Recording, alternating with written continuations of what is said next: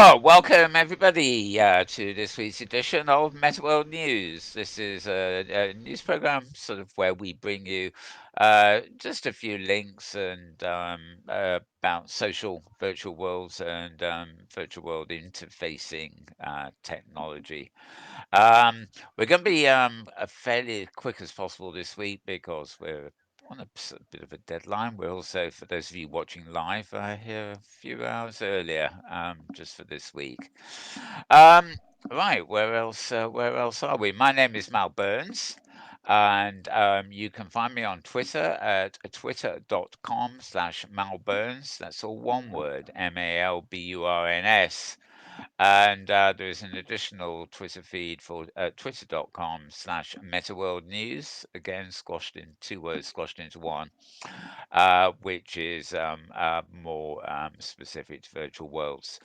And I'm joined here by James Atloud, who you can see here is pressing all sorts of knobs on the table with screens in front of him, It's what I do. which That's right. that's what he does, yes, folks. And that allows us to bring you not only my wonderful avatar face, but also inset pictures of what I'm looking at the web as I talk.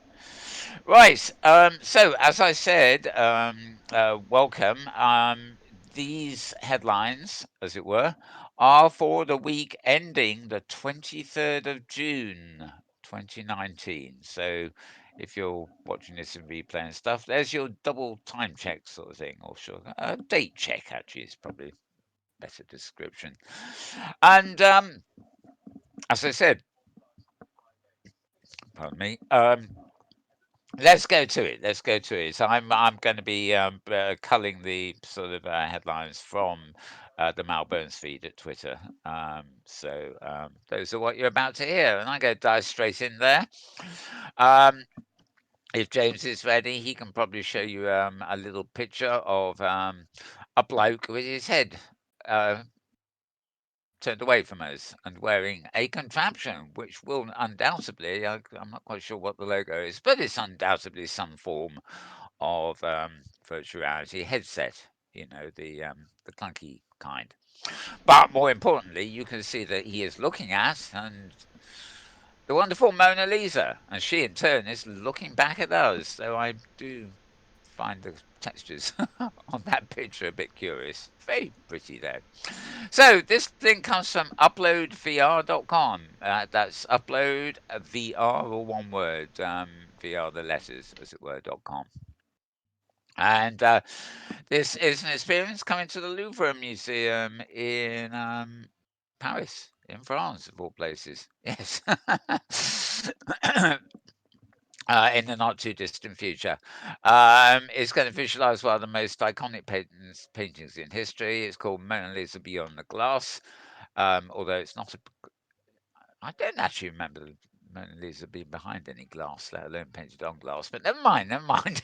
It's due to arrive there on October the 24th, and it's an in-depth look at the painting from the storied artist Leonardo da Vinci. It's part of the 500th anniversary of Da Vinci's passing, and the experience is developed by Emissive and produced by HTC's Cultural VR Division 5 Arts, which leads me to the next point.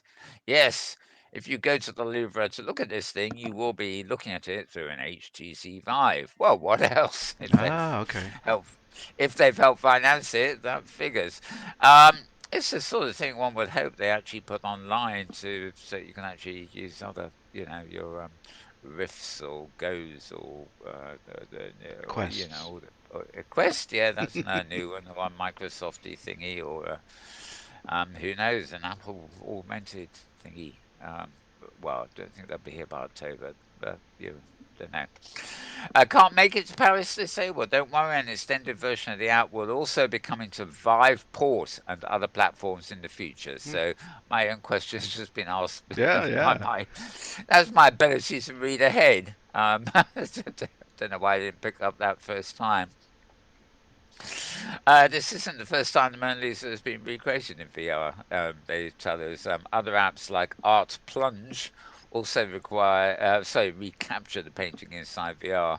offering expanded takes on the original. And as I say, it's part of an exhibition starting October 24th, running through to February 24th of 2020, of course. And you can book a ticket by clicking on the link. You will find us uploadvr.com along with that article. Okay, we can put the Mona Lisa away. Sorry, Mona, but I haven't got time to moan at you right now. Oh God, this is my humour. Terrible. Right. Also at Upload VR, we have the Virtuality Awards of 2019. Finalists include Quest, Astrobot, and Vader Immortal. Plus others too, actually. That's just three. There's the little advert for it, as it were. And another thing where if you click on the link, you can go and get tickets. They don't take place till November, and it's 12 categories in the show, including Hardware of the Year with Oculus Quest, HTC, the HTC Vive, HP's Reverb, etc., etc. Film of the Year with the likes of Babo's Crow the Legend, Breaking False Lucid, and the first episode of Vader Immortal and Start VR's Awake. Um, okay, I'm not going to go on for the whole lot here. Recent releases: Vacation Simulator, Blood and Truth, and A Fisherman's Tale and stuff. But needless to say, this article, as you can see, lists all the candidates. So if you're a developer and want to know if you've been nominated, you can check out that. And if you're simply a user who wants to get an idea of what the great stuff that you should be downloading is, then you probably get something out of that list too. Anyway, that's also at uploadvr.com. And yep, here we are. Right, the global. I've got the tongue twisting today. I don't know about the rabbit hole, but my tongue is certainly twisted. Right. The global search for education is virtuality the ultimate empathy machine for racism? Right, rather distressing question, but maybe one that should be asked. This is posted by somebody called CM Rubin on June 11th, and the site we're at here is cmrubinworld.com. That's CMRUBINWORLD, all one word. So cmrubinworld.com. And of course, it asks the question looking back, since the 1990s, virtuality has been aimed at cultivating empathy for people with serious health conditions. And recently, Stanford conducted a study that discovered people who underwent VR experience that enabled them to experience what it'd be like to lose their jobs and homes were more emphatic towards homeless people compared to other media, etc., etc. Um, let's move on here.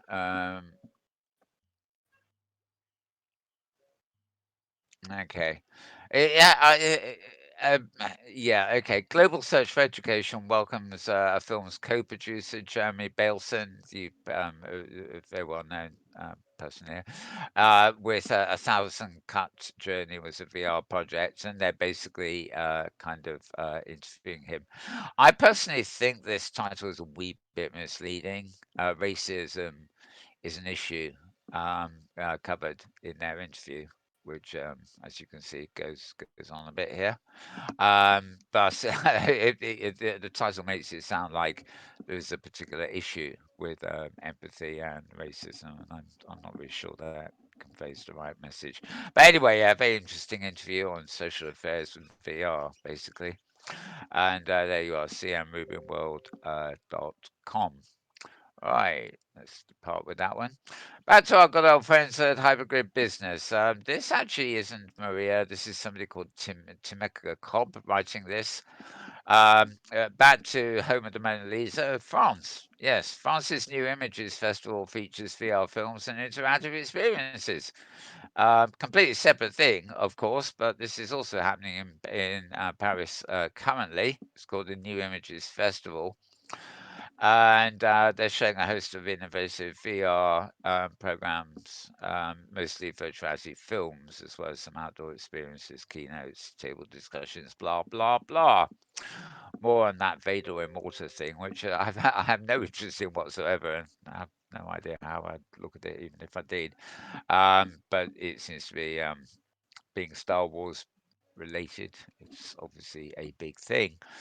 Um, the interactive experience Mechanical Souls has its European premiere there. VR experience focused on androids hired to help with a sumptuous wedding ceremony, but something goes wrong. Yeah, yeah, yeah. It sounds like a horror movie to me. Substitute an android for a zombie, and you've got the plot. Sorry, I'm being facetious there. Right. Okay. So you'll find that little article at Hypergrid Business. Right. This is an opinion piece from the New York Times. You find it at nytimes.com, and you need to go into the opinion section, I guess. And this was June the 18th, so that's what, about 4 or 5 days ago now.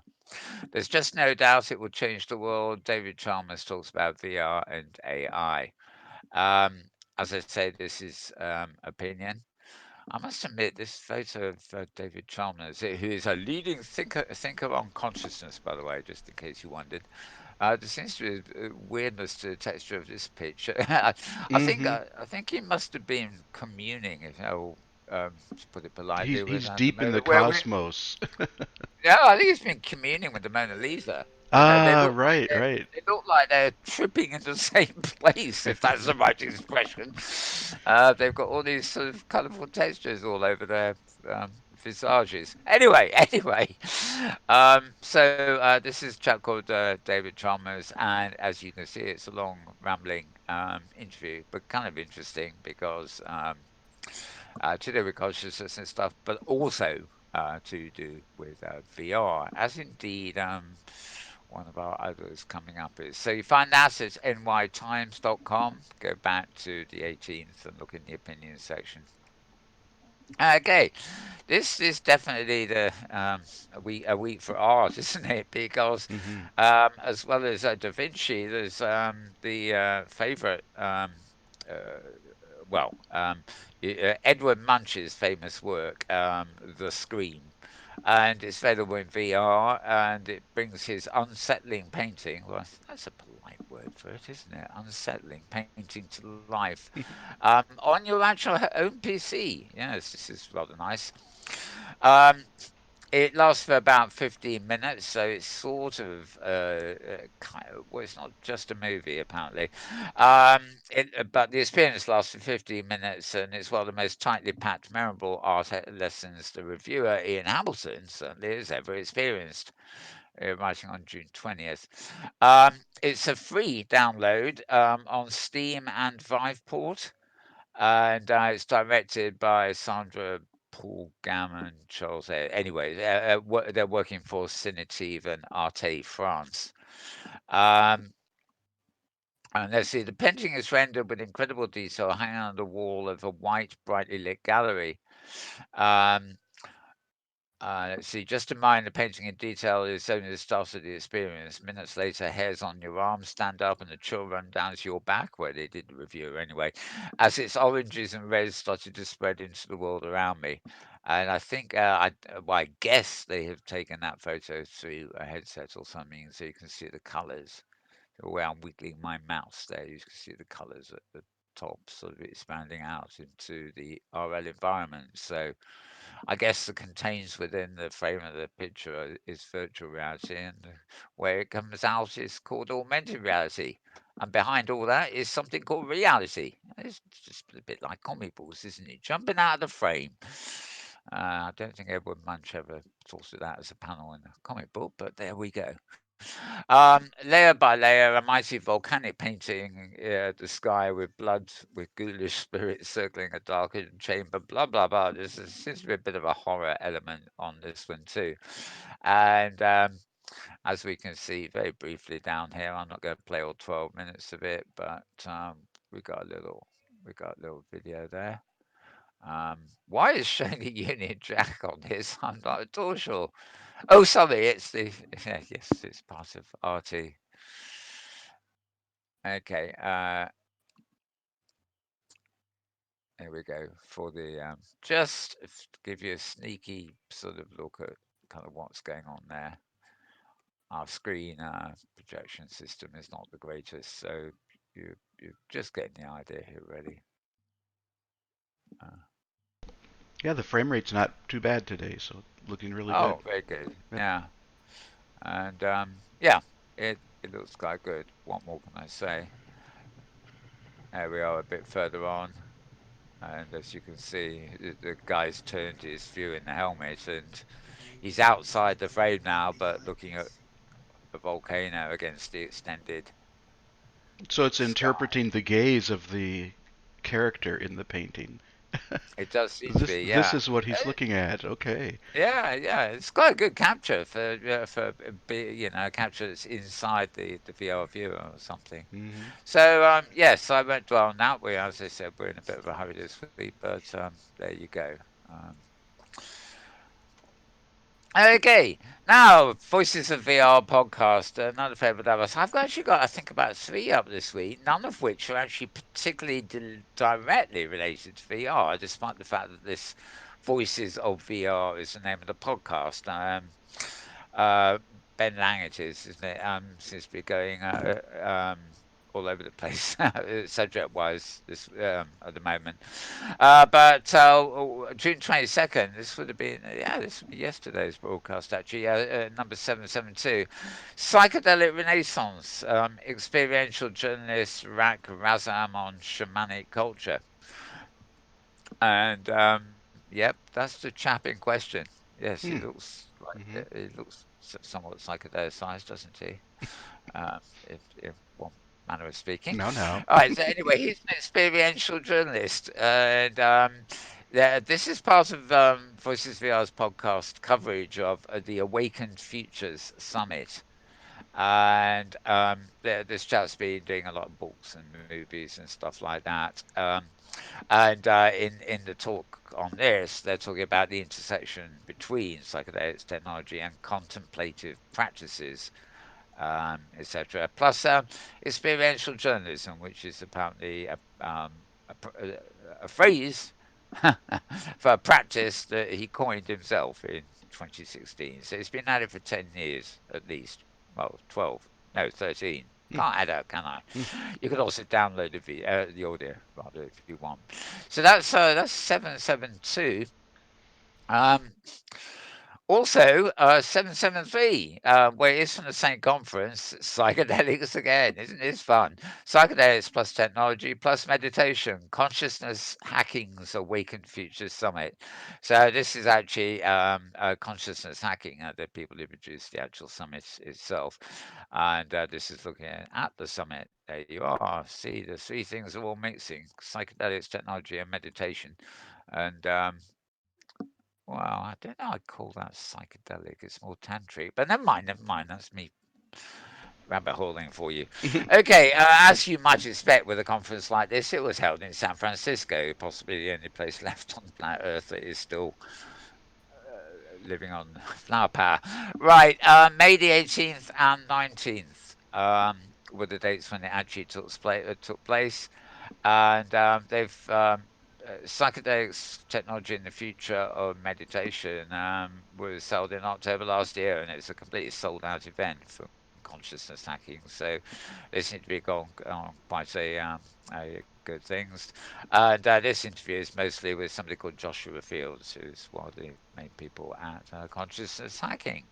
So there you are, number 773. You can go to voicesofvr.com. If you frequent the Road to VR site, which I don't think we got anything for this week, they also embed this podcast there every week, every episode as well. Right, Voices of VR you can also subscribe to as a podcast, of course. So uh, you swings and roundabouts, take it how you want it, kind of Hmm. thing, really. All Okay. roads lead to Rome. Whereas is yeah, well, virtual realm. No. Virtual Rome, right? Almost into virtuality, yes. Something like that. Or am I just on the road to nowhere? That, forget this. You're on the road to nowhere. Right, right. Rabbit hole, I tell myself. Right, back to the post. Not much to go now. Final Voices VR was 774, and this is dated June 23rd, but I swear I've had it since yesterday, so something's a bit wrong here. Anyway, Muse headbands, real-time biofeedback for immersive meditation. So this is a nifty looking headband. However, it's a brain sensing headband. Hmm. However, there's no eye component on this. So I like the idea of this as a kind of input device. It's supposed to help immersive meditation and things like that. It might be a bit difficult to wear that device if you also want to wear, you know, even glasses, even augmented reality glasses at the same time. That woman's just got her Apple EarPods, her iPhone, and this haptic band. But it looks kind of cute, doesn't it? You can imagine looking at that and posing and doing the bit of the old You might be seeing om. something we're not seeing. Is there an Oh image yes. there? Oh, okay. I'm sorry, I That's all forgot to right. scroll. Oh, you poor things out there. I didn't give you a picture. Now I see it. Right, thank you, James. Yeah, Hmm. I'm so busy reading the bit in front of me, I forgot to scroll down to this. Yeah, so anyway, that is a trademarked brain sensing headband. Exactly what part of the brain and everything else it senses, but well, I don't know. The device is optimized for ease of use to assist in making the invisible and intangible process of meditation more transparent and tangible. So there you go. Meditation is invisible and intangible, but with this thing on, it becomes tangible and Invisible. Hmm. no, more transparent. Yeah, so that's a bit weird, isn't it? Um, Gives you feedback on mental activity, heart rate, breathing, and body movements. And the interview here is with Ariel Garten. Pity it's not Ariel Garden. I would be swear that was a made-up name. Right, from a company called Interaxon. That's AXON. And it's about her journey in creating the Muse headband, the changing perspectives on meditation over the last 17 years, what types of things the Muse headband can detect, how researchers have been using this Muse as a research tool, ethical issues around biometric data, and how virtual reality experience have been using Muse as a form of real-time biofeedback. Hmm. And they're going to be releasing a special version of Muse later this year that will work more directly with virtual reality HMDs. So there you go. They're going to do a version which will presumably plug onto an Oculus Yeah. or a Yep. HTC or a Microsoft thing. All right. Okay. So yep, and you've got the podcast there at voicesofvr.com. That is actually dated today. Um, so it should be easy to find if you're going to look at it now. Right. Okay, and the final bit. This is literally the final post this week. Oh. Well, sort of. Fizbit VR Theatre app now supports 12K videos. Now, this I find interesting. I can't quite. I mean, I can see that if you want a private video, well, if you want to watch a film, a bit like IMAX, you can put on a headset and get the full screen right in your face, and you don't even need a big screen TV.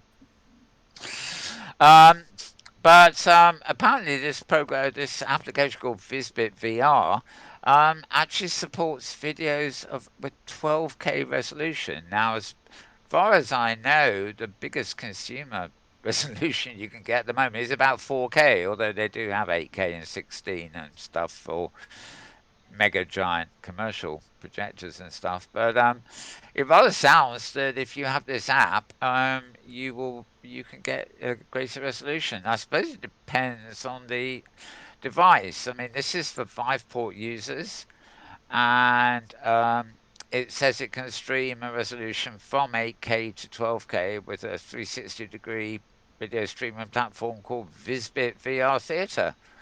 Um, Primarily designated for educational sales videos, it has a patented VVOS, Visbit View Optimized Streaming technology, which allows for lower resolution displays to view the 12K content with a zoom feature. Hmm. Oh Hmm. gosh, that's clever. Who would have thought of such a thing? A zoom feature, eh? Oh, yeah, it's out photoshopped. Or anything else for that matter. I don't know. I don't know. I mean, what was it? 200 years ago, somebody invented a magnifying glass. Right. Yeah, the original zoom feature. Right. Not to mention spectacles and everything else. Right. The significance of this update is the potential quality of stream VR video content is now incrementally closer to human eye resolution. At least it is on Visbit's VR theatre platform, though it hasn't been yet perfected. Now, this is interesting. The company's interpretation of 12K is pretty decent, actually. 11,520 pixels by 5,700, sorry, 670, Hmm. um, which means it has 25 megapixels versus 32 or 8 megapixels, presumably, in um, other products. Um, it, 12K video gives 2.5 to 3K resolution per eye. Um, to achieve true retina-like experience, the video resolution will need to be at least 16K, so it's not there yet. But given the state of our televisions, it seems to be way ahead. I'm not going to comment on this actually. It seems excessive. I can only see it being particularly useful if you want to watch movies in a headset, and I don't. Um, well, I mean, I suppose if the eyepiece is in the headset, are themselves capable of something like 12K or are at least very high resolution and can cope with the special zoom feature they got. Maybe, but I think the quality of display and stuff is it's really down to the headset itself, not an app. Although I appreciate the app is probably trying to give them an enhanced experience, I think it's something that really needs to be addressed by the headset itself. Although again, this is for what was it called? Vive was it? I forget already. Vive Yeah. port users, Yep. yeah. Okay. So yeah, maybe if you got the right Vive thingy, you already have the required resolution. Anyway, that is that. Are you seeing what we're seeing? Get virtual reality. Look. Oh, actually, you can't see the It's a little pop-ups. dark. Yeah. No, the pop-up is underneath. Oh. Okay. Underneath the frame I'm projecting. So Okay. there we go. That's improved. I Yep. got a message saying, "Are you seeing what we're seeing?" And I thought, well, you just made it harder to see, that's for sure. Okay. Now I'm just going to click here. I say that was the last post. I'm going to click one more open. The only other post this week from Hypergrid Business, I included one earlier, of course, um, is I guess published last night, written by Maria, and it's simply a guide to how you can use PayPal for in-world payments. This is really for people who maintain their own grid. You can, she's just going through the ways you can actually use a PayPal account either with the Kitely Market or with Globis, or I think you can actually set it up. Yeah, if you've got your own grid, you can actually set up to sell things which, people actually press a button and they're taken straight to PayPal. Oh. It bypasses Globits and Kitely completely. And she goes on about the fees that PayPal charges and Yep. stuff like that, and how to set it up. Probably, I give money biometrics. Yeah, fairly rudimentary. PayPal itself for most people. I think most people have accounts, but this is specifically about how to configure it for any grid that you might own and be running. So there we go. That is really the last piece I had to pull up. Hmm. So we're sort of doing well on time today, James. I believe. I think we've probably got ourselves down to 30 minutes. Even I sometimes balk and think, how the hell have we covered 30 minutes when I only had a couple of items? But there we go. Oh yeah. Any thoughts on that? Any thoughts on that, lot from you? Um. I liked all of the articles about artwork and the interpretation of art. I think that again is one of the really unique opportunities of these virtual headsets is Yeah. to I don't know expand upon something that an artist has seen. Some artists of course, could take exception to that, because if the artist hasn't actually made that interpretation themselves. But Yeah, it's a it's bit hard for fascinating. them to. Yeah. Yeah, I can see that happening quite a bit. I suppose, fortunately for these developers, dead artists can't complain quite True. Yep. Yep. as loudly as those that are still living. But yeah, I think it would depend on the. I have it was actually a special issue of a magazine made back in the late 60s, I think, by an artist I'm very fond of, where he's passed now, Martin Sharp. He was Australian. But I think he was an artist laureate or whatever they called them Mm. over there Hmm. in later life. But he did a whole issue of this magazine. I think it was about 48 pages of photo montage, but some of it was strict montage, other was taken from film strips, and it's very confusing. Yeah, it was just called the Magical Theatre. It's just sort of black and white, but psychedelic kind of exercise.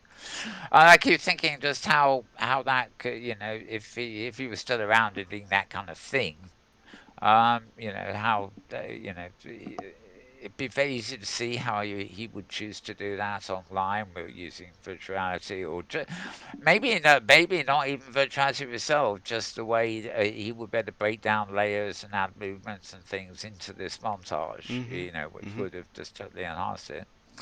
So yeah, I think it's you can, I think you can enhance photos in quite a lot of ways. I mean, a very uh, comic books are a very good example, though this tended to be done, for cover things and stuff. Back in the days when color separation was not really affordable for some things, Hmm. people actually made hand separations of the primary, cyan, magenta, yellow to go with the black. And somebody like, imagine a comic strip type illustration, which is black and white line work, maybe it being penciled underneath or whatever, but was done. And then somebody would, take celluloid and say the guy had a blue t-shirt, then you would color in the t-shirt in black, but on the cyan and separation, and then add a light grey fill to the magenta separation, so that when it was reproduced, you would get 100% cyan plus a percentage of magenta to create the color of that shirt. And you do it kind of all over the thing. And what I found fascinating, I used to have to sometimes demonstrate this concept to people who didn't live through the era when it worked that way, was doing that digitally. So I would you could actually show the process of how that was done, not just with a black and white illustration and three layers representing the separations, but also the degree of grey in each separation and how you could configure things and get purity of colour by deleting colours from a separation. So it's a longish sort of process, but even though I had to create it to demonstrate it to people, which seemed to work, every time I did it, I thought, "Oh, this is great! I'm doing this." you know, Yep. Yep. I would actually be giving them an understanding of a single image that they would have seen 1,000 times by simply deconstructing it into layers. In this case, it was the layers that represented the colours making it up in print, but it could have been any sort of similar things. So you can imagine taking um, it will be a different thing, but take somebody's watercolor painting, for example, that you've got the scan of. There are ways you can actually take elements of information out of it and expand on them, either for some quirky, thing you want to do, or as an actual, learning experience to show people how it was done. For example, Hmm. if you can imagine recreating somebody's watercolor, you'd have to photograph this at the time, but you photograph a different image of each stage of the painting, and then you'd montage them together like a flipbook, and you'd display them by adding each layer is representing a bit more paint on the canvas until you had the final painting. And people would see the final painting, of course, but they'd also have a much greater understanding of how the artist actually created it by, Indeed. Yep. recording the steps. So yeah, yeah, and I of course love art, so of course yeah, anything that can be done in that line is wonderful. Yep. Yeah. Anyway, that was my rabbit hole for the day, and it was a short rabbit A hole short this one. week That's right. because we're in a hurry, aren't we? Anything else, James? You No, sort of, no, that's good. right. Okay, well, we will be back same time. Well, no, Not same time. regular time, same place next week. That is 11 a.m. Pacific on same studio here and same YouTube channel and everything else. And many of you, of course, watch this in replay, so you don't really give a damn when we go live anyway, do you? Right. For now, it's goodbye from him. Ah, and it's goodbye from him. Yes, indeed. It's goodbye from the two of us. And if you don't know who we are, tough. You should have been watching at the beginning when we introduced ourselves. Right. So that's it for now. Hope you have a good week, everybody, and ta